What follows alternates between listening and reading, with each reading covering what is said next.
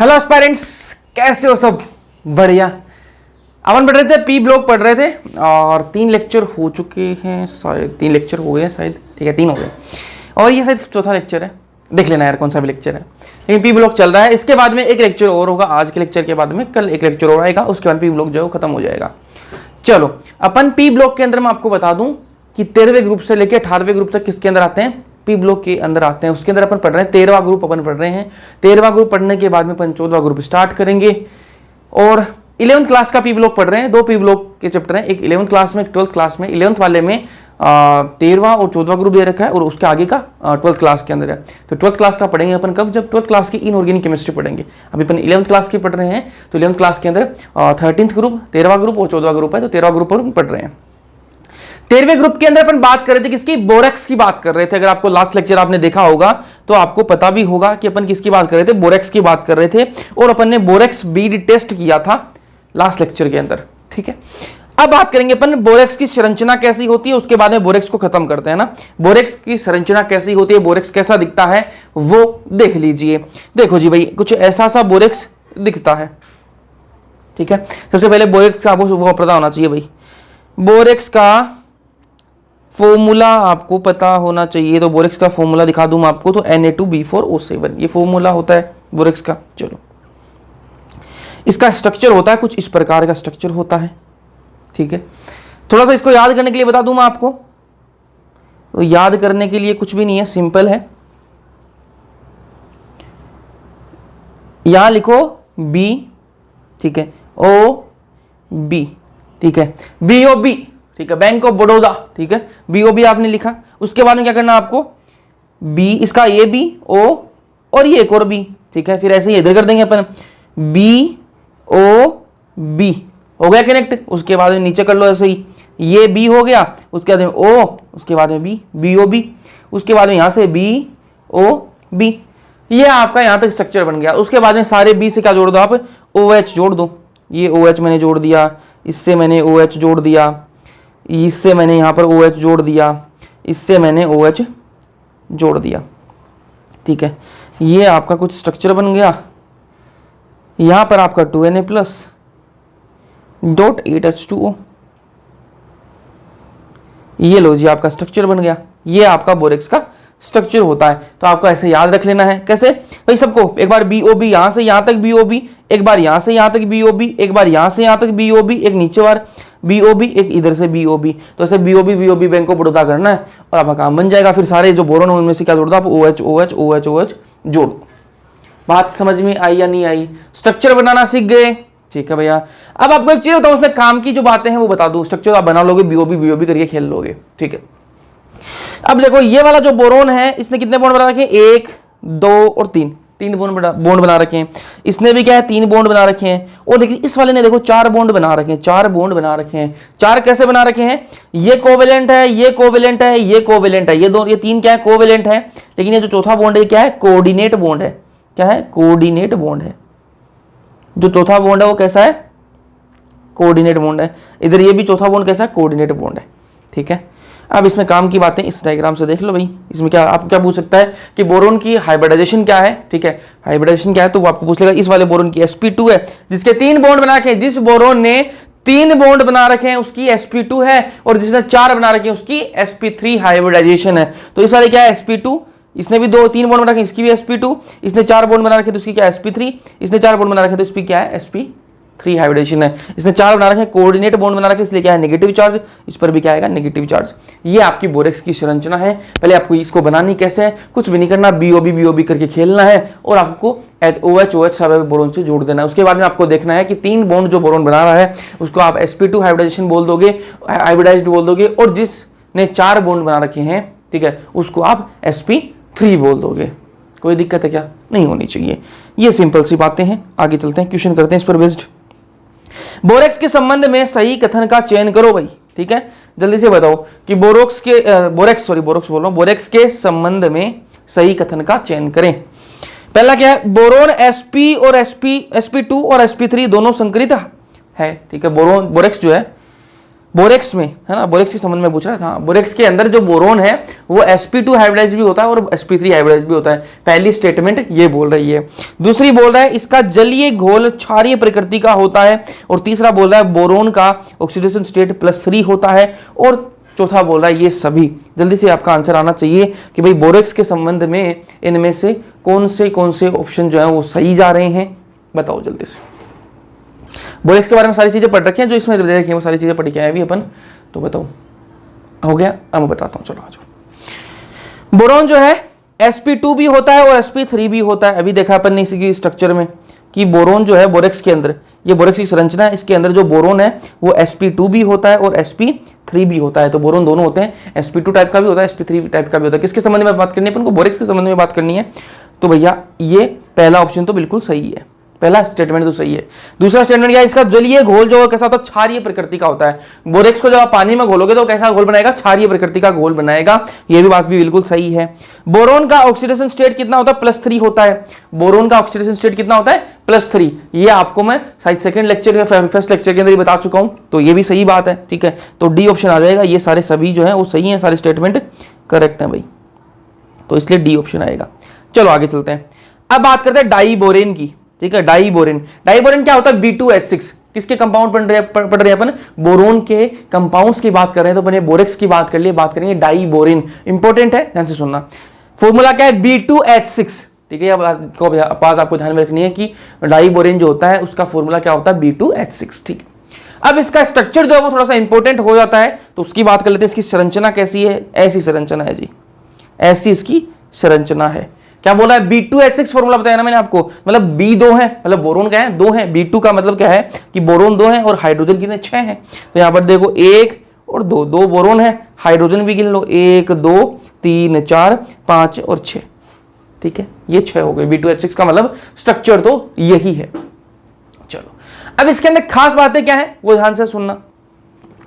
ये बोरोन है, ठीक है, इसके पास में कितने वैलेंस इलेक्ट्रॉन होते हैं? 3 वैलेंस इलेक्ट्रॉन होते हैं भैया। ठीक है, ये बात तो हमें पता ही है। चलो, अच्छी बात आपको पता है। तो ये 2 वैलेंस इलेक्ट्रॉन जो है इसके साथ में हाइड्रोजन के साथ मिलकर क्या बना लेंगे? कोवेलेंट बॉन्ड बना लेंगे।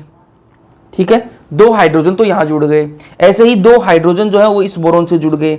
अब बच गए कितने? 6 में से 4 हाइड्रोजन तो जुड़ गए, अब कितने बच गए? 2 और बच गए। ये क्या बच गए? 2 और बच गए। इनको कैसे जोड़ते हैं यही थोड़ा सा इंपॉर्टेंट है। बाकी ये तो आपको पता ही, कोवेलेंट बॉन्ड कैसे बनता है वो तो आपको पता ही है। ठीक है, लेकिन ये 2 जो हाइड्रोजन जुड़ेंगे ना, ये वाले तो ये कुछ अलग खेल खेलेंगे ना, एक नए टाइप का बॉन्ड बनाएंगे जिसको बोलते हैं बनाना बॉन्ड। क्या बोलते हैं? बनाना बॉन्ड बोलते हैं। ध्यान से सुनना, इनको क्या बोलेंगे? ये क्या साइड में जुड़े हुए हैं तो इनको बोलेंगे टर्मिनल हाइड्रोजन। टर्मिनल पर जुड़े हुए हैं तो इनको बोलेंगे टर्मिनल हाइड्रोजन। ये देखो, ये वाला हाइड्रोजन जो है इस बोरोन के और इस बोरोन के बीच में जुड़ा हुआ है, और इन दोनों के बीच में क्या बना रहा है? ब्रिज बना रहा है। क्या बना रहा है? ब्रिज बनाने का काम कर रहा है। ये वाला हाइड्रोजन देखो, इस बोरोन को और इस बोरोन को आपस में जोड़ने का काम करता है। ठीक है, और जो भी कोई भी चीज 2 चीजों को आपस में जोड़ने का काम करे उसको अपन क्या बोल सकते हैं? ब्रिज बोल सकते हैं। तो ये क्या है? ब्रिज हाइड्रोजन का काम कर रहा है। ये साइड में जुड़ा हुआ है तो टर्मिनल हाइड्रोजन, ये बीच में जुड़ा हुआ है तो ब्रिज हाइड्रोजन। ऐसे ही ये भी क्या है? Bridge hydrogen. ठीक है भैया, अब देखो ये वाला बॉन्ड जो बना हुआ है ना, ये वाला जो बॉन्ड बना हुआ है क्या है? ये होता है बनाना बॉन्ड। ठीक है, इधर ये वाला जो बॉन्ड है ये क्या है? बनाना बॉन्ड है। ठीक है, ये बनता कैसे है उसकी बात कर लेते हैं। आ जाओ, बोरोन सबको पता है आपको, बोरोन जो है, ठीक है, ये बोरोन है जी। ठीक है, इसकी हाइब्रिडेशन क्या होती है? एक्साइटेड स्टेट की बात करूं मैं, एक्साइटेड स्टेट की बात करूं मैं ना, तो एक्साइटेड स्टेट के अंदर अपन लिख चुके हैं बोरोन की इलेक्ट्रॉनिक कॉन्फ़िगरेशन, लेकिन फिर भी लिख लेते हैं ना। तो देखो ये S के अंदर कितने आएगा? 1 आएगा। इस S के अंदर होते कितने? 1 मिनट, थोड़ा सा सही लिख लेता हूं, 5 है ना, 5 है इसकी, तो क्या कर देंगे? 1s2 2s2 2p1। ठीक है, सॉरी 1s2 2s2 2p1। ठीक है, हाँ ध्यान से देखो। अब ये एक्साइटेड स्टेट के अंदर अपन को लिखनी है, तो अपन कैसे लिखेंगे? ये तो इसमें तो आ जाएंगे 2 आपके। ठीक है, इसके अंदर भी कितने आएंगे? 2 आएंगे, और ये P है, इसके अंदर 1 आ जाएगा। बिल्कुल सही बात है।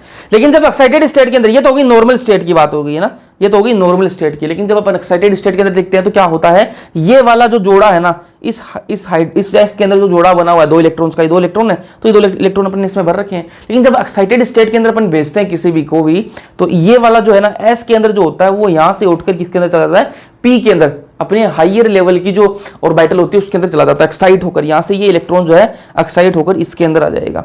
तो आपको कैसा दिखाई देगा वो देखो, आपको ये जो है ऐसा कुछ दिखाई देगा, इसके अंदर सिर्फ एक रह जाएगा, और यहां पर देखना ये एक इसके अंदर आ गया, ये एक इसके अंदर आ गया।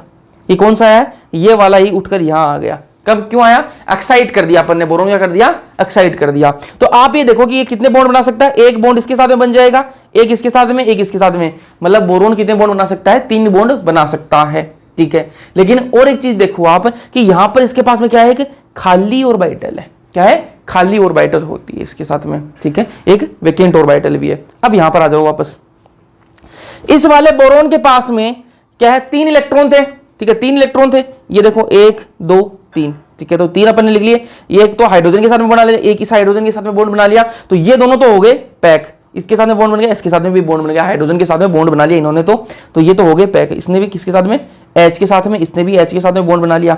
अब ये एक तो ये बच गया, ठीक है, एक ही बचा अपने पास में, एक ही बचा अपने पास में। अब यार एक मेरे पास में इलेक्ट्रॉन बचा है, तो मैं एक की मदद से 4 बॉन्ड कैसे बना सकता हूं। देखो इसने कितने बॉन्ड बना रखे, 1 2 3 और 4 बॉन्ड बना रखे हैं इस बोरोन ने। लेकिन इसके पास में इलेक्ट्रॉन तो एक ही है, इसके पास में इलेक्ट्रॉन तो एक ही है। तो ये क्या करता है, ये क्या करता है कि भैया ये बोलता है इस बोरोन, इसको बोलता है हाइड्रोजन को, देख हाइड्रोजन मेरे पास में इलेक्ट्रॉन नहीं है, ठीक है, तू एक काम कर, तू हाइड्रोजन को बोलता है कि तू एक काम कर, तू अगले बोरोन से बात कर कि हम तीनों साथ में रह जाए ना, कुछ ऐसा तिगड़म बिठाएं कि हम तीनों, ये वाला बोरोन, ये वाली हाइड्रोजन और ये वाला बोरोन, हम तीनों साथ साथ रह जाएं, कुछ ऐसा तिगड़म बिठा, ठीक है। तू इस बोरोन को बोल कि खर्चा सारा तू ये बोरोन उठा ले और मैं भी तुम्हारे साथ रह जाऊं, कुछ ऐसा कर लो, ठीक है। तो ये बोरोन बोला कि ठीक है, हाइड्रोजन ने इसको जाके इस बोरोन को बोला कि ये वाला बोरोन जो है ये ऐसे बोल रहा है कि खर्चा आप उठा लो और मैं साथ में भी रह जाऊं, भाईचारे में रह जाता हूं।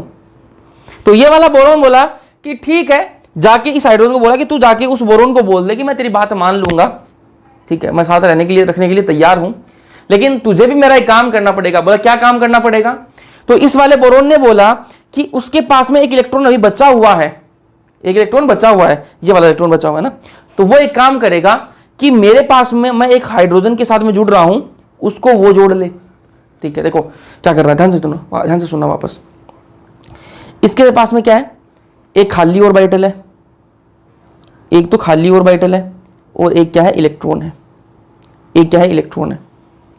थोड़ा सा इसको सही बनाता हूं यार, एक क्या है, ऐसे समझो, एक खाली ऑर्बिटल है, एक इलेक्ट्रॉन है, ठीक है। इसके पास में एक इलेक्ट्रॉन है ही, आपको पता ही है ये बात तो, और इसके पास में क्या है, इसके पास में वही है, एक खाली ऑर्बिटल है, एक में एक इलेक्ट्रॉन, एक खाली ऑर्बिटल है। तो ये कैसे बॉन्ड बनाएंगे, देखो तीनों कैसे बॉन्ड बनाएंगे, इसका खाली ऑर्बिटल काम में लेंगे, इसका जो खाली ऑर्बिटल है वो काम में लेंगे, इसके पास में जो इलेक्ट्रॉन है वो काम में लेंगे ही, और इसका एक इलेक्ट्रॉन काम में लेंगे, इसका इलेक्ट्रॉन, इसका खाली ऑर्बिटल, इस वाले बोरोन का खाली ऑर्बिटल, इस हाइड्रोजन का इलेक्ट्रॉन, इस बोरोन का इलेक्ट्रॉन, ये तीनों मिलकर आपस में क्या बना लेंगे, बॉन्ड बना लेंगे। मतलब बात क्या हुई कि बॉन्ड जो है वो 3 के बीच में बनेगा, लेकिन इलेक्ट्रॉन 2 ही होंगे। बॉन्ड जो है वो 3 एटम्स के बीच में बनेगा, लेकिन इलेक्ट्रॉन कितने होंगे, 2, क्योंकि इसके पास में तो इलेक्ट्रॉन है ही नहीं। फिर नीचे वाले में देखो, इस हाइड्रोजन का देखो, इसमें इस बार ये इलेक्ट्रॉन देगा, ये वाला बोरोन जो है वो इलेक्ट्रॉन देगा। इसका यार देखो, पिछली बार जो है इसने क्या है, खाली ऑर्बिटल अपना यूज किया था और इसने इलेक्ट्रॉन दिया था इस वाले बोरोन ने। मानते हो या नहीं मानते ये बात। अभी जो अपन ने ये वाला जो बॉन्ड बनाया है, ये वाला जो बॉन्ड बनाया है, इसके अंदर देखो, इसने तो अपना खाली ऑर्बिटल दिया, इसने अपना इलेक्ट्रॉन दिया, बिल्कुल वह दिया। लेकिन अब जो नीचे वाला बॉन्ड बनेगा, नीचे वाले हाइड्रोजन के साथ में, इसमें ये वाला इलेक्ट्रॉन देगा और इसका खाली ऑर्बिटल काम में आएगा, है ना। तो ये वाला क्या देगा, इलेक्ट्रॉन देगा, दे दिया इलेक्ट्रॉन, ठीक है, इसका इलेक्ट्रॉन काम में आ गया और इसका खाली ऑर्बिटल यूज हो गया। तो ऐसे बनता है बनाना बॉन्ड, है ना। बस अब काम की बात क्या है, जो आपको याद रखनी है वो इंपॉर्टेंट है ना, ये आपको बता दिया मैंने। अब आपको याद क्या रखना है वो देखो, ये बनाना बॉन्ड बनता है तो कैसे बनता है, इसको क्या बोलते हैं, 3 सेंटर टू इलेक्ट्रॉन बॉन्ड भी इसको कहा जाता है। बनाना बॉन्ड को क्या बोलते हैं, 3 सेंटर टू इलेक्ट्रॉन बॉन्ड। ठीक है, 3 सेंटर का मतलब क्या है, देखो 1 2 3, 3 सेंटर है, बोरोन हाइड्रोजन बोरोन 3 सेंटर है, लेकिन इलेक्ट्रॉन कितने हैं, 2। ठीक है, 1 2 इलेक्ट्रॉन, इसके पास में तो इलेक्ट्रॉन है ही नहीं। ऊपर वाले में बात कर ले तो इसके पास इसका इलेक्ट्रॉन इसका इलेक्ट्रॉन इसका इलेक्ट्रॉन नहीं है। ठीक है, तो 3 सेंटर होंगे, 2 इलेक्ट्रॉन होंगे, उसको क्या बोलते हैं, बनाना बॉन्ड बोलते हैं। ठीक है, इतनी बात आपको समझ में आ गई। ये बोरोन कैसा है, sp3 हाइब्रिडाइज्ड होगा, ये वाला बोरोन भी कैसा होगा, sp3 हाइब्रिडाइजेशन का होगा। चलो अब अपन बात करेंगे इसकी प्रॉपर्टीज की। डाइबोरेन के स्ट्रक्चर अपन ने देख लिया, अब डाइबोरेन की कुछ प्रॉपर्टीज हैं उनकी बात कर लेंगे। तो प्रॉपर्टीज का सिंपल रिएक्शन है उनकी बात कर लेंगे, है ना। तो BCl3 के साथ में जब LiAlH4 के साथ में रिएक्शन करवाते हैं, BCl3 की रिएक्शन जब अपन LiAlH4 के साथ में रिएक्शन करवाते हैं तो क्या मिलता है अपन को, LiCl AlCl3 और साथ में मिलता है अपन को B2H6 और B2H6, यही तो चाहिए प्रिपरेशन, सॉरी प्रॉपर्टीज नहीं है, प्रिपरेशन है ना। हाँ, गलती से मैं प्रॉपर्टीज बोल दिया होगा, प्रिपरेशन है। ठीक है, B2H6 बन गया, ये तो अपन को बनाना था। यहां पर BCl3 की जगह अपन BF3 भी अपन यूज में ले सकते हैं ना। ठीक है, तो BCl3 की जगह अपन क्या यूज में ले सकते हैं, BF3 भी यूज में ले सकते हैं। लिख देता हूं मैं यहां पर, इसकी जगह अपन BF3 भी काम में ले सकते हैं। ठीक है, तो BCl3 या फिर BF3 की जब रिएक्शन करवाते हैं अपन LiAlH4 के साथ में तो अपन को डाइबोरेन मिल जाता है, ये तो अपन को चाहिए। फिर बात करें एक और तरीका है, BCl3 की रिएक्शन करवाएं किसके साथ में, H2 के साथ में रिएक्शन करवाए ना। BCl3 की रिएक्शन किसके साथ में, हाइड्रोजन के साथ में, तब अपन को क्या मिल जाएगा, B2H6 मिल जाएगा, यही अपन को बनाना था। तीसरा तरीका है BF3 की रिएक्शन करवाएं किसके साथ में, NaH के साथ में करवाएं।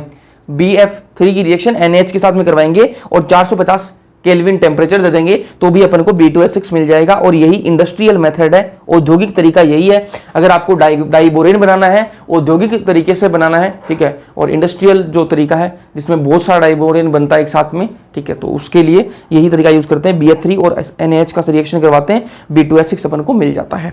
फिर जो चौथा तरीका है वो क्या है, NaBH4 और I2 की रिएक्शन करवाएंगे तो भी अपन को B2H6 मिल जाता है। तो ये तरीके हो गए, 4 तरीके मैंने आपको बता दिए जिससे अपन B2H6 बना सकते हैं। चलो अब प्रॉपर्टीज की बात कर लेते हैं। B2H6 का अपन ने क्या देख लिया, डाइबोरेन का अपन ने संरचना देख ली, कैसे संरचना होती है। उसके बाद अपन ने उसकी प्रिपरेशन बनाने का तरीका भी देख लिया, कैसे कैसे बनता है। अब बात करेंगे उसकी प्रॉपर्टीज क्या क्या है डाइबोरेन की। तो कम तापमान पर स्थिर होता है डाइबोरेन, जो है वो कम तापमान पर स्थिर रहेगा, कलरलेस होता है और हाईली टॉक्सिक होता है। कैसा होता है, हाईली टॉक्सिक मतलब विषाक्त होता है। ठीक है, जहरीला होता है भाई। पहली बात तो कम तापमान पर स्थिर होता है। ठीक है, कम टेम्परेचर रखोगे तो स्टेबल रहेगा, ज्यादा टेम्परेचर बढ़ा दोगे तो स्टेबल नहीं रहेगा। दूसरी बात कलरलेस होता है डाइबोरेन, और तीसरी बात हाईली टॉक्सिक होता है, मतलब बहुत ही जहरीला होता है। चलो B2H6 की जब रिएक्शन कराएंगे इसके साथ में पानी के साथ में रिएक्शन कराएंगे तो क्या मिल जाएगा, ऑर्थोबोरिक एसिड मिल जाता है, H3BO3। ठीक है, तो ये ऑर्थोबोरिक एसिड बनाने का तरीका भी हो गया और B2H6 की क्या होगी, प्रॉपर्टी होगी कि भाई आपको मान लो ऑर्थोबोरिक एसिड बनाना है, आपको ऑर्थोबोरिक एसिड बनाना, तो क्या करोगे आप, B2H6 लिया, पानी में डाल दिया, ऑर्थोबोरिक एसिड मिल गया आपको। ठीक है, और ये B2H6 की प्रॉपर्टी भी होगी। B2H6 को जब आप Cl2 के साथ में रिएक्शन करवाते हो 25 डिग्री सेल्सियस टेम्परेचर पर तो क्या होता है, BCl3 मिल जाता है आपको, HCl बन जाता है। ठीक है, और वही B2H6 की जब रिएक्शन करवाते हो Me3N तो क्या मिल जाता है आपको, Me3N.BH3। ये प्रॉपर्टीज है, ये रिएक्शंस आपको पता होनी चाहिए। इनमें से जो इंपॉर्टेंट रिएक्शन है वो बताऊं आपको कौन सी है, ये वाली जो रिएक्शन है ना, ये वाली रिएक्शन, ये वाली, ये भी मान लो, ये यहां से लेके यहां तक जो ये नीचे वाली रिएक्शन है ये बहुत इंपॉर्टेंट है, इनको याद रख लेना। B2H6 की जब रिएक्शन करवाते हैं NH3 के साथ में, और NH3 आपने बहुत सारी मात्रा में लिया है, एक्सेस में लिया, एक्सेस NH3 लिया है, तो क्या मिल जाएगा आपको, B2H6.2NH3। और ये क्या है, आयोनिक व्हाइट सॉलिड होता है। कैसा होता है, आयोनिक व्हाइट सॉलिड, मतलब व्हाइट कलर का ठोस पदार्थ है और आयोनिक होता है। ठीक है, ये इसकी बात हो रही है। B2H6 की रिएक्शन करवाते हो आप NH3 के साथ में रिएक्शन करवाते हो, भैया NH3 तो हमने यहां पर भी लिया था, इसमें क्या डिफरेंस है, तो मैंने कहा यहां पर हाई टेम्परेचर भी ले रहे हो आप, है ना। इस रिएक्शन में और इस रिएक्शन में क्या फर्क है, आपने यहां पर B2H6 लिया, यहां पर भी NH3 लिया, लेकिन यहां पर क्या है, हाई टेम्परेचर भी दे रहे हो साथ में ना, तो क्या मिल जाएगा, BNX मिल जाएगा। ठीक है, ये क्या है, बोरोन नाइट्राइड बोलते हैं इसको, BN। ठीक है, ये क्या ग्रेफाइट लाइक स्ट्रक्चर होता है, ग्रेफाइट जैसी संरचना होती है इसकी, बहुत ही इंपॉर्टेंट है बाबू, बहुत इंपॉर्टेंट, शायद एग्जाम में पूछा भी गया ये। ठीक है, ग्रेफाइट जैसी संरचना, हिंदी में भी लिख देता हूं इसको, ग्रेफाइट जैसी संरचना होती है। ठीक है, इसकी इसकी ग्रेफाइट जैसी संरचना होती है। इंपॉर्टेंट रिएक्शन याद रखना। B2H6 की जब रिएक्शन करवाते हैं NH3 के साथ में, तो आप बोलोगे भैया अब क्या डिफरेंस आ गया, आपने तो NH3 के साथ में यहाँ पर भी रिएक्शन करवाई थी, यहाँ पर भी NH3 के साथ में रिएक्शन करवा रहे हो, क्या फर्क आ गया? तो मैंने कहा कि इस बार अपन NH3 लेंगे तो वो रेशियो में लेंगे। बोले कैसे? मैंने कहा कि अनुपात में लेंगे, आप हिंदी मीडियम से अनुपात में लेंगे। कैसे अनुपात में लेंगे? तो मैंने कहा कि अगर आप NH3 को 2 रखोगे ना, तो आपको B2H6 को क्या रखना है, 1 रखना है। ठीक है, मतलब 2:1 की रेशियो में आपको रखना है। ठीक है, अगर आपको B2H6 को 1 रख रहे हो तो इसको 2 रखोगे, इसको अगर 2 रख रहे हो तो इसको 4 रखोगे, ऐसे इस टाइप से आपको रखना है। ठीक है, तो ये आपको इस रेशियो में 2:1 इस रेशियो में आपको रखना है। ठीक है, अगर इस रेशियो में रखोगे तो आपको क्या मिल जाएगा, B3N3H6। और ये बहुत ही इंपॉर्टेंट है, क्या बोलते हैं इसको, बोराजीन इसको कहा जाता है। B3N3H6 को क्या बोलते हैं, बोराजीन बोलते हैं। इंपॉर्टेंट क्यों है, इसलिए क्योंकि इसको क्या बोलते हैं, इनऑर्गेनिक बेंजीन भी कहा जाता है। इस संरचना को क्या बोलते हैं, B3N3H6 को क्या बोलते हैं, बोराजीन बोलते हैं। और बोराजीन को क्या कहा जाता है, इनऑर्गेनिक बेंजीन। जैसे ऑर्गेनिक केमिस्ट्री में बेंजीन आती है, ठीक है, वैसे ही ये इनऑर्गेनिक की बेंजीन होती है। क्यों बोला इसको इनऑर्गेनिक बेंजीन, क्यों बोला है, क्योंकि इसकी जो संरचना बनती है वो ऑर्गेनिक वाली जो बेंजीन है उसके जैसे ही बनती है, बेंजीन के जैसी इसकी संरचना बनती है बोराजीन की, इसलिए इसको इनऑर्गेनिक बेंजीन कहा जाता है। तो ये रिएक्शंस बहुत इंपॉर्टेंट है। ठीक है, ये आपको पता होनी चाहिए। और ये ग्रेफाइट संरचना होती है, ये आपको पता होनी चाहिए। ठीक है, अब क्वेश्चन देखो भाई, निम्नलिखित में से कौन सी संरचना ग्रेफाइट के समान होती है? अभी थोड़ी देर पहले मैंने आपको बताया। और ये देखो नीट 2013 में एक क्वेश्चन पूछा भी गया है। ठीक है, नीट 2013 में पूछा गया है कि कौन सी संरचना ग्रेफाइट के समान होती है। तो देखो भाई, अभी बताया मैंने आपको, ग्रेफाइट जैसी संरचना कौन सी होती है, Bn की, है ना। तो देखो B ऑप्शन में दे रखा है, B4C दे रखा है, B2H6 दे रखा है, Bn। ठीक है, अपना ऑप्शन कौन सा जाएगा, Bn। ठीक है, तो Bn की जो संरचना वो कैसी होती है, ग्रेफाइट के समान होती है। चलो, ये अपन ने 13वां ग्रुप कंप्लीट कर लिया है। अब बात करेंगे ग्रुप 14 की। देखो 13वां ग्रुप अगर आपने ढंग से देखा है तो ग्रुप 14 में कोई आपको दिक्कत नहीं आएगी, क्योंकि वही बातें रिपीट होनी है। और इसके बाद में एक लेक्चर और लगेगा, उसके बाद में खत्म हो जाएगा चैप्टर। ठीक है, तो शुरुआत करते हैं ग्रुप 14 एलिमेंट्स की। इसको क्या बोलते हैं, कार्बन फैमिली बोलते हैं। इस पूरे ग्रुप को क्या बोलते हैं, इस पूरे ग्रुप को बोलते हैं कार्बन फैमिली।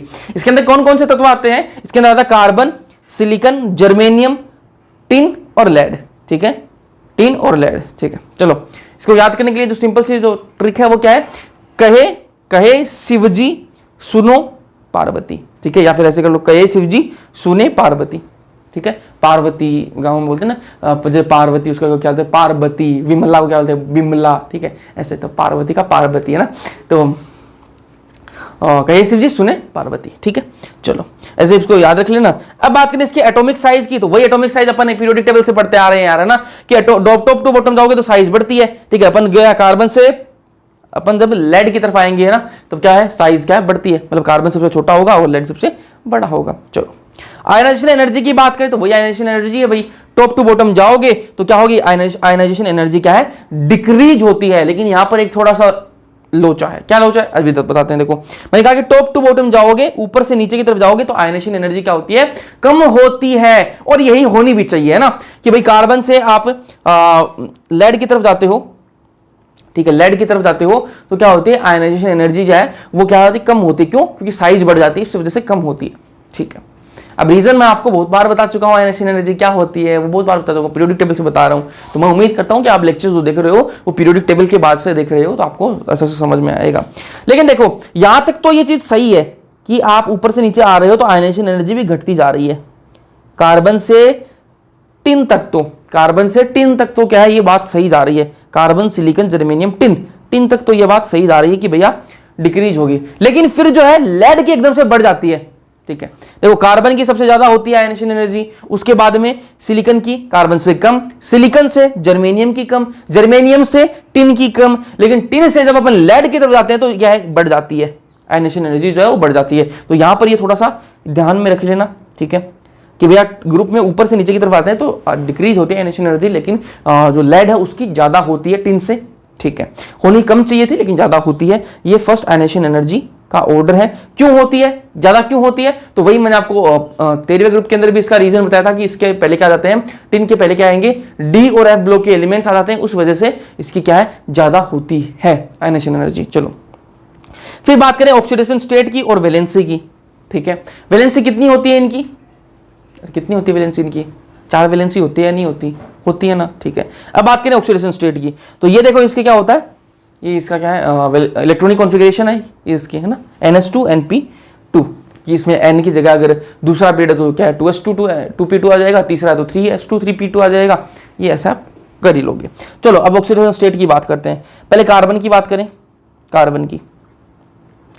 कार्बन का ऑक्सीडेशन जो आपकी इलेक्ट्रॉनिक कॉन्फ़िगरेशन है वो क्या है, 2s2 2p2, ठीक है। तो इसको मैं कैसे लिख सकता हूं, ये आपका S, इसमें क्या है, मैंने क्या भर दिया, ये मैंने भर दिया 2 इलेक्ट्रॉन भर दिए, बिल्कुल। ये आपकी P, इसमें एक मैंने यहां भर दिया, एक मैंने यहां भर दिया, ठीक है भैया, कोई दिक्कत नहीं है, ये छोटा हो जाए, इसको मैंने यहां भर दिया। और आप एक चीज देखो, एक क्या खाली है, एक ऑर्बिटल क्या है, खाली है। ये बात कर रहा हूं मैं कि किसी कार्बन क्या है, ग्राउंड स्टेट में है। कार्बन अभी किस में है, ग्राउंड स्टेट में है। अब कार्बन को क्या करूंगा मैं, एक्साइटेड स्टेट में लिखूंगा, है ना। अगर कार्बन किस में हो, एक्साइटेड स्टेट में, एक्साइटेड स्टेट, तब कैसी होगी, तब ये कुछ ऐसी दिखेगी,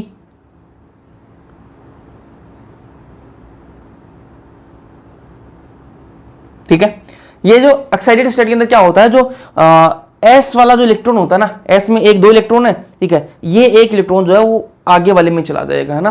देखो इनके क्या है, जोड़ा बना हुआ है, इनका जोड़ा बना हुआ है, तो अपन क्या करेंगे, इनको बोलेंगे, इनको क्या करेंगे, एक्साइट करेंगे, इनको एक्साइट करेंगे कि भैया तुम, है ना, वहां पर तुम्हें बहुत बढ़िया चीजें मिलेंगी, है ना। इस वाले घर में तो देखो तुम्हें अच्छी चीजें नहीं मिल रही, है ना, तुम्हें अच्छे संसाधन नहीं मिल रहे, बढ़िया बढ़िया चीजें नहीं मिल रही, गाड़ी घोड़े बढ़िया नहीं है। उस वाले घर में क्या है, तुम्हें बढ़िया चीजें मिलेंगी, ठीक है। तो अपन इनका रिश्ता तोड़वा के और इसको किस में भेज देते हैं, इस घर में भेज देते हैं, ठीक है। यही क्या एक्साइटेड स्टेट है। तो ये यहाँ पर दोनों का जोड़ा बढ़िया बना हुआ था, अपन ने यहाँ पर तोड़ा और इसको इस घर में भेज दिया। तो अब ये मुझे बताओ कितने बॉन्ड बना सकता है भाई, ये भी अकेला है, ये भी अकेला है, ये भी सिंगल, ये भी सिंगल, सारे सिंगल हो गए। पहले तो ये इनका ये कपल बने हुए थे, पहले कपल बने हुए थे, अपन ने क्या किया, दोनों के बीच में आग लगाई और सबको क्या कर दिया, सिंगल कर दिया। सबको जब सिंगल कर दिया तो अब ये भी बॉन्ड बना सकता है, ये भी बना सकता है, ये भी बना सकता है, ये भी बना सकता है, मतलब अब कितने बॉन्ड बन सकते हैं, 4 बॉन्ड बन सकते हैं। तो कार्बन कितने बना सकता है, 4 बॉन्ड बना सकता है। तो इससे क्या पता लगा अपन को कि कार्बन किसमें है, +4 ऑक्सीडेशन स्टेट में है, किसमें है, +4 ऑक्सीडेशन स्टेट, ऑक्सीडेशन स्टेट। ऐसे ही मैं बात करूं किसकी, फिर बात करते हैं सिलिकॉन की, बात कर लेते हैं। चलो आ जाओ सिलिकॉन की बात कर लें। ये आपका क्या है, सिलिकॉन है, ठीक है। इसकी क्या हो जाएगी, 3s2 3p2, इसको मैं एक्साइटेड स्टेट के अंदर ही लिखूंगा, ठीक है। तो कैसे लिख सकता हूं मैं, इसका मैंने रिश्ता तोड़वा दिया, ठीक है, और ये ऐसे ऐसे ऐसे, तो ये भी क्या है, +4 ऑक्सीडेशन स्टेट शो करेगा, ठीक है। फिर बात करूं किसकी मैं, जर्मेनियम की, ठीक है, जर्मेनियम की, जर्मेनियम की। तो जर्मेनियम को मैं बोलूंगा, ठीक है, जर्मेनियम को मैं बोलूंगा, देखो कैसा दिखेगा जर्मेनियम, 4s2 4p2, ठीक है। तो कैसा दिखेगा, ऐसा कुछ दिखेगा, इन दोनों का बढ़िया रिश्ता बना हुआ है। और मैं बोलूंगा इसको कि तू इसके साथ में रिश्ता तोड़ दे और आगे चली जा, यहाँ आ जा, ठीक है, यहाँ आ जा। लेकिन ये बोलेगी ना, मेरे लिए तो यही है, मेरे लिए तो यही है, वही सचिन सीमा वाला रिश्ता है इनका, ठीक है, मैं तो इसको छोड़ के नहीं जाऊंगी। लेकिन फिर अपन ने थोड़ा दिया इसको कि हाँ, तोड़वा दिया, थोड़ा लालच वाला से देके और इनका रिश्ता तोड़वाया, और लेकिन थोड़ी मानी, मुश्किल से मानी, लेकिन मनवा लिया अपन ने, और इसको भी क्या कर दिया, यहाँ पर भेज दिया। तो अब कैसा दिखेगा अपन को, एक्साइटेड स्टेट में कैसा दिखेगा, ये एक्साइटेड स्टेट में, ये इसका मतलब क्या है, एक्साइटेड स्टेट। तो अपन ने रिश्ता तोड़वा दिया है, अब कैसा दिखेगा, अकेला हो जाएगा, ये सचिन अकेला हो गया, सॉरी गलत बोल रहा हूँ मैं, किसी के लिए नहीं बोलना चाहिए। चलो ये हो गया भाई, सारे अकेले हो गए, सारे सिंगल है, अब सारे बॉन्ड बना सकते हैं। तो ये भी क्या करेगा, ये 1 2 3 4 बॉन्ड बना सकता है। तो ये भी क्या है, +4 ऑक्सीडेशन स्टेट शो करेगा, +4 ऑक्सीडेशन, ठीक है। फिर बात करेंगे किसकी, एसएन की, टिन की बात कर लेते हैं। तो टिन की बात करें, इसको क्या हो जाएगा, 5s2, मैं पीछे की नहीं लिख रहा, मैं आगे की लिख रहा हूं ना। तो 5s2 5p2, ठीक है। तो इसको अपन नॉर्मल स्टेट के अंदर कैसी रहेगी, ऐसी दिखेगी कुछ ग्राउंड स्टेट के अंदर। लेकिन जब एक्साइटेड स्टेट की बात करूं तो बड़ी मुश्किल से मानेगा, ठीक है। ये दोनों क्या है, आपस में बहुत ही ज़्यादा प्यार करते हैं, लेकिन इसको भी क्या है, मैं थोड़ा सा लालच दूंगा और थोड़ी सी समझाऊंगा, तो ये भी क्या है, अपना रिश्ता छोड़ के और आगे वाले में चले जाएंगे, है ना। यहाँ पर भी मना लूंगा, मुश्किल से मानेंगे लेकिन मैं मना लूंगा इनको भी। तो कुछ कैसा दिखेगा मेरे को एक्साइटेड स्टेट के अंदर, ये अकेला हो जाएगा, ये भी अकेला, ये भी अकेला, ये भी अकेला हो जाएगा ना, ये वाली यहाँ आ गई, ठीक है, तो अकेली हो जाएगी यहाँ पर। तो ये भी क्या है, +4 शो करेगा, +4 ऑक्सीडेशन स्टेट, +4 ऑक्सीडेशन स्टेट। लेकिन मैं बात करूं पीबी की, ठीक है, मैं बात करूं पीबी की, तो पीबी का कैसे दिखेगा, पीबी कुछ ऐसा दिखेगा, सॉरी गलत बन गया, बड़ा इतना बड़ा नहीं बनाना, पीबी कुछ कैसा दिखेगा, ऐसा दिखेगा 6s2 6p2, ठीक है, तो ये कुछ ऐसा दिखेगा, ये दोनों रिश्ते में कपल है भाई, ठीक है। इसको मैं बोलूंगा कि तू इसको छोड़ के आगे वाले में चला जा, आगे वाले घर में चली जा ना, ना बोले ना मैं तो नहीं जाऊंगी, कितना ही लालच दे दे मेरे को, मैंने बहुत लालच दिया, बहुत लालच दिया और मैंने सारे हथकंडे अपना लिए, लेकिन इसने इसको नहीं छोड़ा, मतलब ओ मागो टूरू लव इनका तो, ठीक है। तो इसको ये आगे नहीं गई, मतलब यहाँ पर क्या है, एक ये तो दोनों पहले से कपल बने हुए हैं, सिंगल कौन है, ये दो सिंगल है, मतलब क्या है, दो ही बॉन्ड बना सकता है, ठीक है। पीबी क्या है, दो ही बॉन्ड, ठीक है, तो ये क्या है, +2 ऑक्सीडेशन स्टेट शो करेगा, पीबी क्या करेगा, +2 ऑक्सीडेशन स्टेट, ठीक है। मतलब समझ में क्या ही बात कि भैया आपका कार्बन जो है वो की कौन सी शो करेगा, +4 ऑक्सीडेशन स्टेट, ठीक है। सिलिकॉन भी +4, जर्मेनियम भी +4, एसएन भी +4, लेकिन पीबी जो है वो +2 ऑक्सीडेशन स्टेट शो करता है, क्योंकि एक्साइटेड स्टेट के अंदर जो एस वाले जो इलेक्ट्रॉन होते हैं वो एक्साइट होकर आगे नहीं जाते, इस वजह से +2 ऑक्सीडेशन स्टेट शो होता है। तो यहां से अपन को क्या समझने के लिए मिला कि बाकी सबका +4 है, लेकिन पीबी का क्या है, +2 ऑक्सीडेशन स्टेट शो करता है। चलो, तो यहां से एक लाइन देखो, 14th ग्रुप में ऊपर से नीचे जाने पर +2 ऑक्सीडेशन स्टेट अधिक स्टेबल होती है, बिल्कुल सही बात है। जब अपन ऊपर से नीचे की तरफ आएंगे तो +2 ऑक्सीडेशन स्टेट जो है वो ज्यादा स्टेबल होती है, पीबी की देखो +2 ऑक्सीडेशन स्टेट ज्यादा स्टेबल है। चलो अब क्वेश्चन कर लेते हैं। क्वेश्चन है, निम्नलिखित में से कौन सा ऑक्सीडेशन स्टेट सीसा किसको बोला, लेड को, है ना, और टिन के लिए सबसे अधिक विशेषता है, ठीक है। कौन सी ऑक्सीडेशन स्टेट ये दे रखी है नीचे ABCD में, ठीक है, इनमें से कौन सी ऑक्सीडेशन स्टेट जो है वो शीशे के लिए, मतलब टिन, लेड के लिए और टिन के लिए सही है, वो आपको बतानी है। AIPMT 2007 का क्वेश्चन है, जल्दी से आपका आंसर आना चाहिए। अभी थोड़ी देर पहले मैंने बात करी है, तो लेड और टिन के लिए कौन सी ऑक्सीडेशन स्टेट सही है, ABCD, जल्दी से अपना ऑप्शन दर्ज कराएं, जल्दी बताओ भाई, ABCD कौन सा, ABCD कौन सा, ABCD जल्दी बताओ। हो गया, अब मैं बताता हूँ किसके लिए पूछ रहा है अपने को, लेड और टिन के लिए पूछ रहा है, मतलब किसके लिए, पीबी और एसएन के लिए। लेड क्या है, पीबी, और टिन क्या है, एसएन, ठीक है। तो पीबी की ऑक्सीडेशन स्टेट कौन सी होती है भैया, आपको पता है कितनी होती है, अभी थोड़ी देर पहले बताया मैंने आपको। पीबी किस में स्टेबल होता है, +2 के अंदर होता है, क्योंकि उसके एस के इलेक्ट्रॉन जो है वो आपस में रिश्ता उनका गहरा है, वो आगे छोड़ के नहीं जाएगी उसको, तो क्या +2 ऑक्सीडेशन स्टेट शो करता है। अभी तो मैंने आपको बताया यहां पर कि +2 ऑक्सीडेशन स्टेट शो करता है पीबी। तो पीबी क्या है, +2 करेगा, यहां पर +2 दे रखा है, लेकिन एसएन का कितना दे रखा है, +2, एसएन तो +4 शो करेगा, बढ़िया, ठीक है, एसएन तो +4 शो करेगा, पीबी क्या है, +2 करता है ना, तो ये ऑप्शन तो गलत हो जाएगा। इसमें क्या देगा, +4 किसका दे रहा है, पीबी का दे रखा है, ठीक है, तो ये भी गलत हो जाएगा। इसमें क्या है, +2 और +4, है ना, पीबी का +2 और एसएन का +4, ये वाला ऑप्शन बिल्कुल सही है। इसमें दोनों के +4 देखें, ये भी गलत हो जाएगा, तो बी ऑप्शन, सी ऑप्शन चला जाएगा ना, सी ऑप्शन। यहाँ पर सी लिख देता हूँ, यहाँ पर बी लिखा हुआ है, चलो ये सी, अब कर देते हैं इसको टिक मार्क, ये ऑप्शन सही है भाई। चलो अब ये दो लाइन है, ये याद रख लो, ठीक है। किसी की अधिकतम सहसंयोजकता कितनी होती है, कार्बन की अधिकतम जो सहसंयोजकता कितनी होती है, 4 होती है। मतलब कार्बन जो है वो कितने बॉन्ड बना सकता है, 4 बॉन्ड, ज्यादा से ज्यादा कितने बॉन्ड बना सकता है, 4 बॉन्ड बना सकता है, ठीक है। ये बात मैं आपको केमिकल बॉन्डिंग से बताता आ रहा हूं कि सेकंड पीरियड वाले जो एलिमेंट्स होते हैं वो 4 बॉन्ड से ज्यादा नहीं बना सकते, तो कार्बन क्या है, सेकंड पीरियड का एलिमेंट है और 4 बॉन्ड ये बना सकता है। वही बात करूं मैं सिलिकॉन की, तो ये अधिकतम कितने बॉन्ड बना सकता है, 6 बॉन्ड बना सकता है। सिलिकॉन अधिकतम 6 बॉन्ड बना सकता है और कार्बन कितने, 4 बॉन्ड बना सकता है, ठीक है। रीजन क्या है, क्योंकि सिलिकॉन के पास में क्या है, वेकेंट डी ऑर्बिटल भी होते हैं, इस वजह से ये बना सकता है। अब ये देखो SiF62 नेगेटिव जो है वो एग्जिस्ट करता है, SiF62 नेगेटिव जो है वो एग्जिस्ट करता है, मतलब ये अस्तित्व में है ना, SiF62 नेगेटिव जो है वो अस्तित्व में है। लेकिन वही बात करूं मैं SiCl62 नेगेटिव की, तो ये नॉट एग्जिस्ट ही नहीं करता है, ठीक है। ध्यान से देखना भाई, SiF62 नेगेटिव जो है वो एग्जिस्ट करता है, लेकिन SiL SiCl62 negative, SiCl62 negative जो है ये एग्जिस्ट नहीं करता। क्यों नहीं करता भैया? जब F6 जो है यहां पर भी 6 ही बॉन्ड बन रहे हैं, यहां पर भी 6 ही बॉन्ड बन रहे हैं, जब F6 जो है वो एग्जिस्ट कर सकता है तो Cl क्यों नहीं कर सकता? तो मैंने कहा देखो F जो है वो थोड़ा छोटा होता है, उसकी साइज क्या होती है? छोटी होती है। फ्लोरीन जो है वो छोटा होता है और Cl तो बड़ा होता है ना। फ्लोरीन की साइज छोटी होती है और क्लोरीन की साइज बड़ी होती है, तो ये तो छोटा छोटा है, ठीक है। तो सिलिकॉन जो है ये सिलिकॉन है और इसकी तरफ क्या है? एक F, ये दूसरा F, ठीक है, ये तीसरा F, ये चौथा, ये पांचवा, ये छठा, ठीक है। ऐसे 6 F जो है वो लग सकते हैं, ठीक है। ये सिलिकॉन जो है इनको संभाल लेगा। एक सिलिकॉन जो है वो 6F को संभाल सकता है। क्यों संभाल सकता है? क्योंकि फ्लोरीन की साइज जो है वो छोटी होती है, इस वजह से 6 को संभाल सकता है। वहीं बात करूं मैं क्लोरीन को संभाल सकता है? नहीं जी, नहीं जी, बहुत सारे बड़े बड़े होते हैं, क्लोरीन बड़ा बड़ा होता है तो 6 आ ही नहीं पाएंगे, 6 को नहीं संभाल सकता। तो फ्लोरीन को तो संभाल लेगा लेकिन क्लोरीन को नहीं संभाल पाता क्योंकि साइज बड़ी है, इस वजह से SiF62 नेगेटिव जो वो एग्जिस्ट करता है, लेकिन SiCl2 नेगेटिव जो वो एग्जिस्ट नहीं करता, SiCl62 नेगेटिव जो है वो एग्जिस्ट नहीं करता।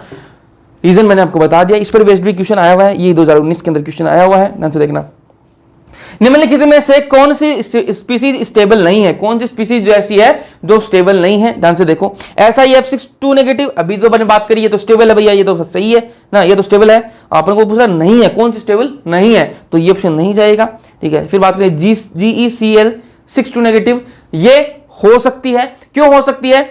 आपने भी तो बताया हमें कि SiCl62 नेगेटिव जो है एग्जिस्ट नहीं करती, तो जर्मेनियम वाले कैसे कर सकती है? तो मैंने कहा ग्रुप, अभी अपन ने एक बात करी थी, ये मैं आपको ग्रुप दिखाता हूं, जो हाँ ये देखो, सिलिकॉन के बाद आता है कौन? आता है जर्मेनियम, ठीक है। जर्मेनियम जो है ना, जर्मेनियम जो है वो सिलिकॉन के बाद आता है, बिल्कुल भैया बाद में आता है, ठीक है। तो बाद में आता है, तो मैंने आपको एक चीज बता रखी है कि जब भी अपन ग्रुप में ऊपर से नीचे की तरफ आते हैं तो क्या होता है? साइज बढ़ती है। मतलब क्या हुआ? कार्बन सबसे छोटा, कार्बन से बड़ा सिलिकॉन हो जाएगा और सिलिकॉन से बड़ा कौन हो जाएगा? जर्मेनियम सिलिकॉन से बड़ा होगा। तो मैंने आपको यहां क्या बताया कि सिलिकॉन जो है वो 6Cl को अपने पास नहीं रख सकता। क्यों? क्योंकि सिलिकॉन छोटा सा और क्लोरीन जो है वो बड़ी बड़ी हो जाएंगी, Cl जो है बड़ी बड़ी हो जाएंगी, तो वो क्या है? 6 को नहीं संभाल पाएगा।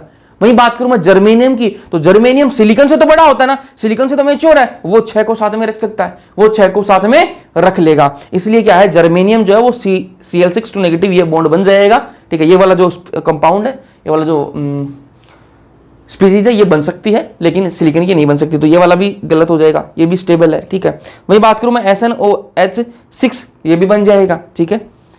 तो ये वाला ऑप्शन भी गलत हो जाएगा। ये देखो SiCl62 नेगेटिव, ये वाला नहीं बनेगा, तो इसलिए यही स्टेबल नहीं है SiCl62 नेगेटिव, ये मैंने आपको बता दिया। चलो अब बात करेंगे रिएक्शन विद एयर, ठीक है। नॉर्मल प्रॉपर्टीज की बात कर लिए, पर थोड़ी रिएक्शंस की बात कर लेते हैं। पहला रिएक्शन विद एयर, हवा के साथ में रिएक्शन करेंगे तो 2 प्रकार की ऑक्साइड बनाते हैं। किसकी कौन रिएक्शन करेगा?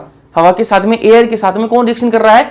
14th ग्रुप पढ़ रहे हैं अपन, तो 14th ग्रुप के जो एलिमेंट्स हैं, जो तत्व हैं, वही करेंगे रिएक्शन, ठीक है। जब 13वें ग्रुप की बात की तो 13वें ग्रुप के एलिमेंट्स की बात कर रहे थे, अब 14th ग्रुप की बात करें तो 14th ग्रुप के एलिमेंट्स की बात कर रहे हैं ना अपन, ठीक है।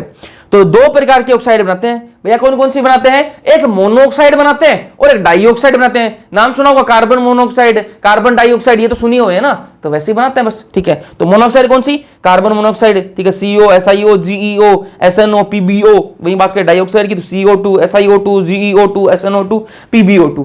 ये वाली दो प्रकार की ऑक्साइड बनाते हैं। एक तो मोनोऑक्साइड भी बनाते हैं सारे तत्व 14th ग्रुप के, और 14th ग्रुप के ही सारे जो तत्व हैं वो डाइऑक्साइड भी बनाते हैं, ठीक है। अब इनके बारे में खास बातें ऑक्साइड की वो देख लो ध्यान से कि भैया CO2, SiO2 और GeO2, ठीक है। CO2, SiO2 और GeO2 ये कैसी होती है? एसिडिक ऑक्साइड है, अम्लीय ऑक्साइड है, ध्यान से सुनना। CO2, SiO2 और GeO2 ये कैसी है? अम्लीय ऑक्साइड है। कार्बन डाइऑक्साइड, सिलिकॉन डाइऑक्साइड और आपकी जर्मेनियम डाइऑक्साइड जो है ये कैसी है? अम्लीय ऑक्साइड है, एसिडिक ऑक्साइड है। वही बात करूं मैं SnO2 और PbO2 की, तो ये कैसी है? एम्फोटेरिक ऑक्साइड है। एम्फोटेरिक क्या होता है? उभयधर्मी। एम्फोटेरिक उनको बोलते हैं, उभयधर्मी इनको बोलते हैं जो अम्लीय गुण भी दिखा दें और क्षारीय गुण भी दिखा दें, उनको क्या बोलते हैं अपन? उभयधर्मी बोलते हैं। तो SnO2 और PbO2 कैसी हैं? उभयधर्मी होती हैं, एम्फोटेरिक होती हैं। चलो, और कार्बन डाइऑक्साइड कैसी होती है? न्यूट्रल होती है। ये वाली इंपॉर्टेंट है यार, ध्यान में रखना ना, इसको ध्यान में रख लेना। एक तो इंपॉर्टेंट सारी हैं जो मैंने आपको बताई है ना, लेकिन ये भी याद रखना। कि कार्बन मोनोऑक्साइड कैसी होती है, न्यूट्रल होती है। चलो इस पर बेस्ड क्वेश्चन कर लेते हैं। वह ऑक्साइड जो उभयधर्मी प्रकृति की है, कौन सी ऑक्साइड है जो उभयधर्मी प्रकृति की, अभी मैंने आपको बताई है। CO2 है क्या, CO2 तो भैया एसिडिक होती है, CO2 तो कैसी होती है, एसिडिक होती है, तो ये ऑप्शन तो गलत हो जाएगा। SnO2 है क्या, SnO2 है क्या, SnO2 भी कैसी होती है, SnO2 कैसी होती है, बात करेंगे अभी, ठीक है। SnO2 कैसी होती है, एसिडिक होती है, तो ये भी गलत हो गया। GO2 भी एसिडिक होती है, तो SnO2 कैसी होती है, उभयधर्मी प्रकृति की होती है, ये वाला ऑप्शन सही जाएगा। अभी मैंने आपको बताया कि SnO2 और PbO2 कैसी होती है, एम्फोटेरिक होती है। चलो फिर बात करते हैं अपन रिएक्शन विद वाटर की। हवा के साथ में रिएक्शन की बात कर ली, अब रिएक्शन विद वाटर की बात करें। पानी के साथ में रिएक्शन कैसे करते हैं, कौन कैसे करते हैं, वही 14th ग्रुप पढ़ रहे तो 14th ग्रुप के एलिमेंट्स की बात कर रहे हैं अपन, है ना। तो देखो ध्यान से, कार्बन, सिलिकॉन और जर्मेनियम पानी के साथ में रिएक्ट नहीं करते हैं। कार्बन, सिलिकॉन और जर्मेनियम जो है वो पानी के साथ में रिएक्ट करते ही नहीं है। वही बात करूं मैं पीबी की, ठीक है, कार्बन, सिलिकॉन, जर्मेनियम, ठीक है, ये तो रिएक्ट नहीं करते हैं। और पीबी की बात करूं तो ये ऑक्साइड की एक सुरक्षित परत बना लेता है अपने ऊपर, है ना। जैसे पानी के साथ में रिएक्शन करवाते हैं पीबी की अपन, तो ये अपने ऊपर एक सुरक्षित परत बना लेता है ऑक्साइड की, और फिर आगे ये रिएक्ट नहीं करता ना।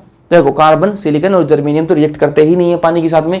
वहीं बात करें पीबी की, तो ये जैसे पानी में इसको डालेंगे तो ये क्या अपने ऊपर एक ऑक्साइड की एक परत बना लेता है, सुरक्षित परत बना लेता है, और उसके बाद में रिएक्ट नहीं करता, ठीक है। तो पीबी ऑक्साइड की एक सुरक्षित परत बना लेता है और रिएक्ट नहीं करता है। वहीं बात करें टिन की, एसएन की बात करें तो एसएन जो है पानी के साथ में रिएक्शन करता है, लेकिन नॉर्मल पानी के साथ में रिएक्शन नहीं करता।